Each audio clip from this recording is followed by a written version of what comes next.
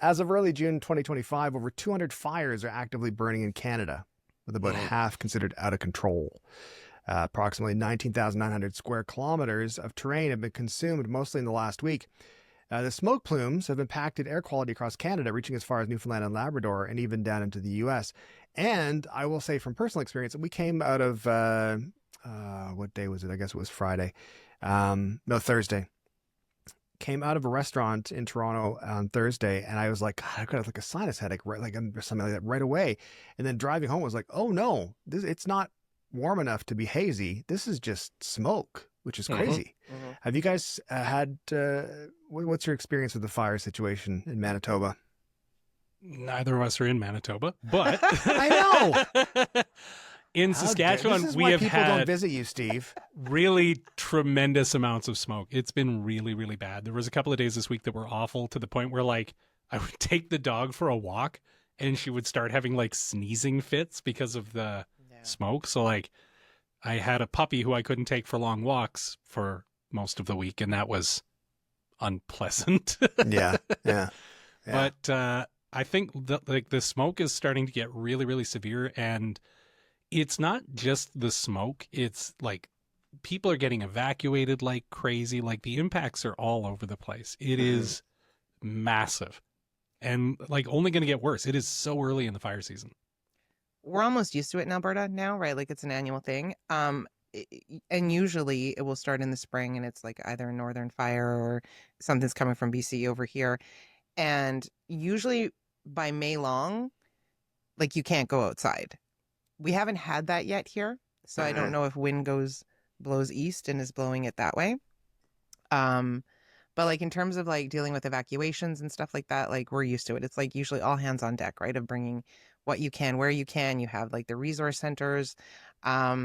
It's traumatic. Like you may know that a fire is coming, but when you get the call that says you've got 40 minutes to evacuate and get all your stuff and go, I can't even imagine. Like people listening, look around your house, and given 40 minutes, what are the things that you would grab and go, right?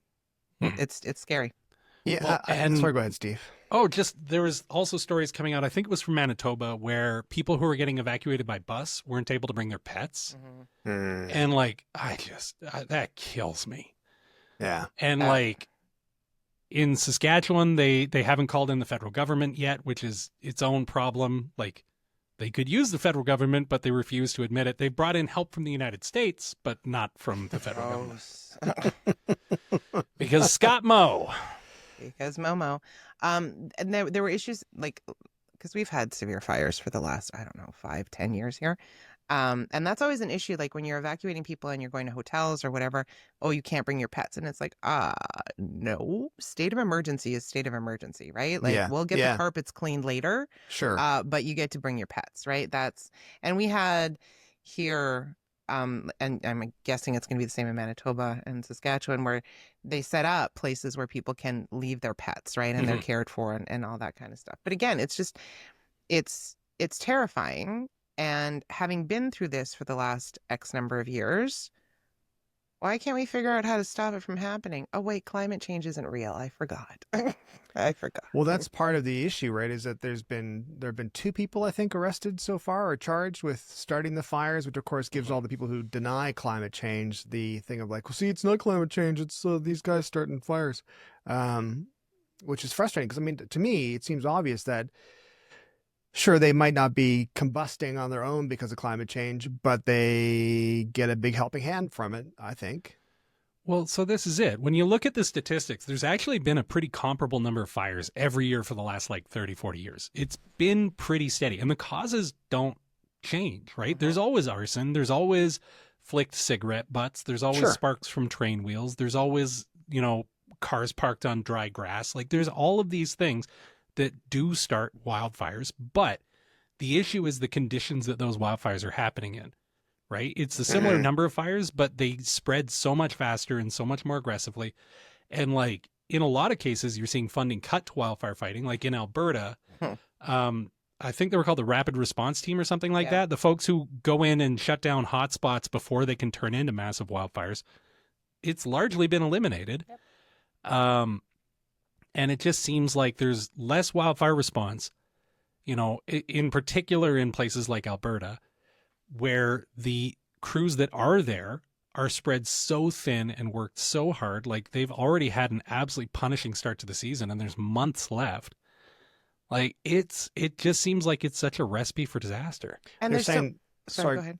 They're just saying that this year apparently marks the second worst start to the Canadian wildfire season since 2012, with conditions exacerbated by hot, dry weather linked to climate change.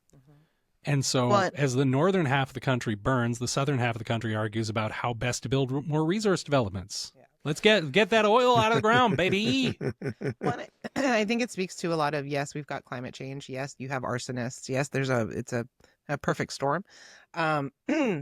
But also the responsive governments, because like Steve was saying, in Alberta, we just cut everything. Even the people, and I don't know what their titles are, but the ones that are at the lookout towers, right? That Yeah. like are looking out to make sure that there's not things sparking. We don't need them. We don't need people overlooking the land. It's fine. We'll figure it out when things start smoking. So that's my secret dream job. I would love to work in a fire watch tower for a season. Like, I love being out on my own in the forest, in the woods or whatever. And so, like, the idea of just living alone in a tower for 3 or 4 months and just being like, there's a fire over there. You think there's a bathroom up there? No. Yeah, it's called the Everywhere. Yeah. Yeah. Are you don't worry. suggesting that fire watchers, we must have a name for them? We're going to call them flambés. No, I'm not. I'm not doing that. The fire tower people? Fire tower tower people. people. You're saying that they have to climb down, or they just hang over the side when they have to go pee? I'm sure there's a thing that they use, just like when you go camping. Probably. Yeah, like if you're in that high tower, I'm sure there's like a hole. I don't know. I think this is something that we should find out. If anyone knows, if you can leave that in the comments, it'd be great. There's some information for us to have. Yeah, if you work at a fire watch tower, we would like to know about your bathroom habits. Please email us.